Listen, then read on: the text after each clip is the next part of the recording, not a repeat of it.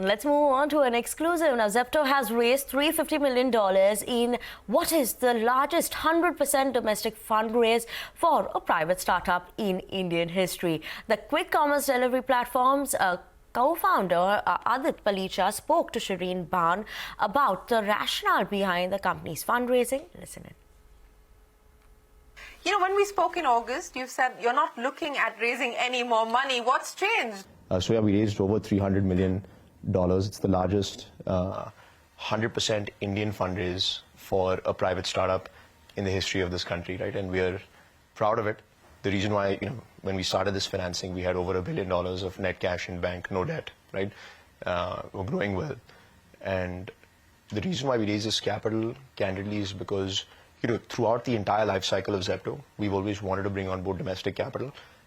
Both, Keval and I are excited about the fact that we can build like an Indian company that people can be proud of, but there never really has been risk capital of that scale available to private startups. And so, we pushed, I remember from the Series A onwards, Series B, Series C, Series D, we tried to get domestic investors on board, but it wasn't the right time.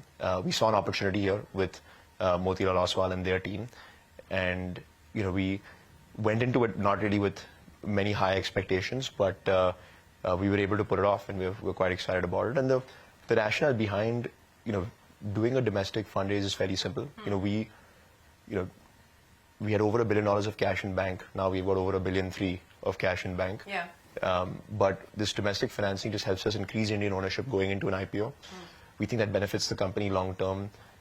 One, just public trust and shareholder trust going into a public company. It's better to be owned by high quality Indian names, right? And historically we've been limited to Silicon Valley VCs that are not very familiar, or that Indian institutional investors and Indian retail shareholders as well are not familiar with. And B, even just from a regulatory and government lens, we think being an Indian company is favorable. And lastly, it's the ambition that Keval and I have always had to build like an exciting Indian company. But is that the real rationale, of being Indian owned, so that the FDI regulations, especially the FDI regulations to deal with retail and e-commerce, don't necessarily constrain you?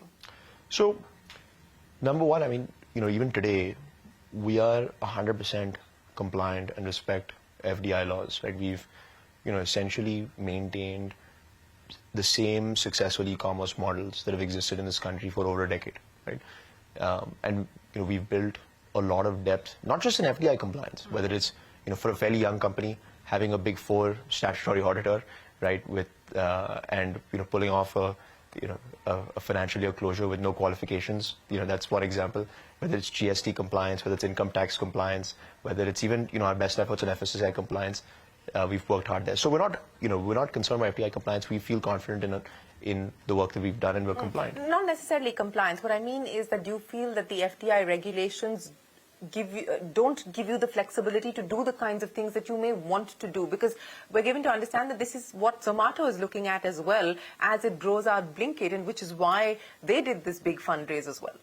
Yeah, no, look, it's less about the FDI rules opening up more business avenues. It's more about, being an Indian-owned company and putting that debate to rest on, as we get to larger and larger scale, is this an Indian company or a foreign company?